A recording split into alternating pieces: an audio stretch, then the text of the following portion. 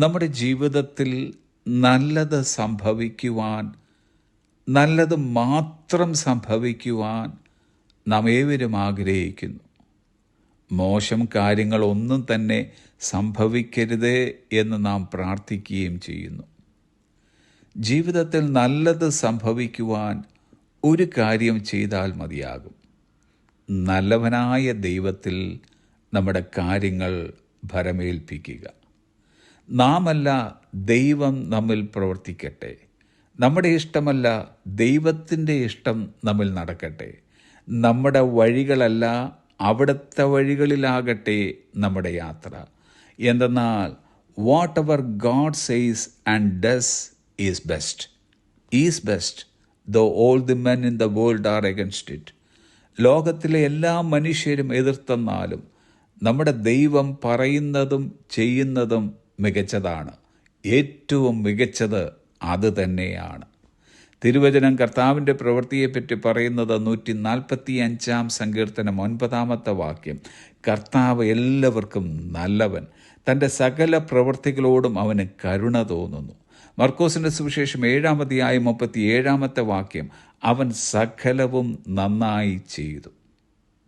നമ്മോട് കരുണയും കനിവും തോന്നുന്ന കർത്താവ് ഒരു കാര്യം നമ്മൾ ചെയ്യുവാൻ ആരംഭിച്ചാൽ അത് നന്നായി തന്നെ ചെയ്യുന്നവനാണ്. ലോകം പറയും നാം ചെയ്യുന്നത് ശുദ്ധ അബദ്ധമാണ്, ഒന്നുകൂടി ചിന്തിച്ചിട്ട് ചെയ്തുകൂടെ, വേറെ വഴികൾ തിരഞ്ഞെടുത്തുകൂടെ എന്നൊക്കെ. എന്നാൽ ദൈവശബ്ദം കേട്ട് അവിടുത്തെ ഇഷ്ടം മനസ്സിലാക്കി നാം മുൻപോട്ട് പോകുമ്പോൾ നാമല്ല, ദൈവമത്രേ നമ്മുടെ കാലടികളെ നേരെയാക്കുന്നത്. ചില സമയങ്ങളിൽ ചില കാര്യങ്ങളുടെ വിഷയത്തിൽ പ്രാരംഭത്തിൽ നല്ലതായി ഒന്നും കണ്ടില്ല എന്ന് വന്നേക്കാം. എന്നാൽ ആദിയിങ്കലെ അവസാനവും കാണുന്ന ദൈവമാണ് നമ്മുടെ കാര്യങ്ങൾ നോക്കുന്നത് എന്നതിനാൽ നാം ഒരിക്കലും നിരാശപ്പെട്ടു പോകുകയില്ല. അവർ God knows what is best for us. നമുക്ക് ഏറ്റവും നല്ലത് എന്താണെന്ന് നമ്മുടെ ദൈവത്തിനറിയാം. ആയതിനാൽ ദൈവം നമ്മിൽ കാര്യങ്ങളെ തീരുമാനിക്കട്ടെ. അവിടുന്ന് തന്നെ നമ്മിൽ പ്രവർത്തിക്കട്ടെ. അവിടുന്ന് തന്നെ പ്രവൃത്തിയുടെ സമാപനം കുറിക്കട്ടെ.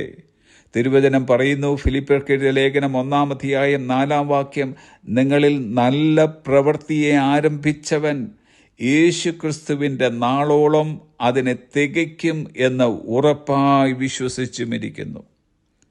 ഈ ഒരു ഉറപ്പായ വിശ്വാസം ഇന്ന് നമുക്കുമുണ്ടാകട്ടെ. God does the best and he complete it well.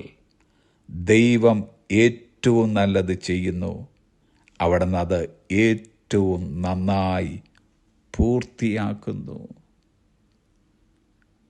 Have a blessed day.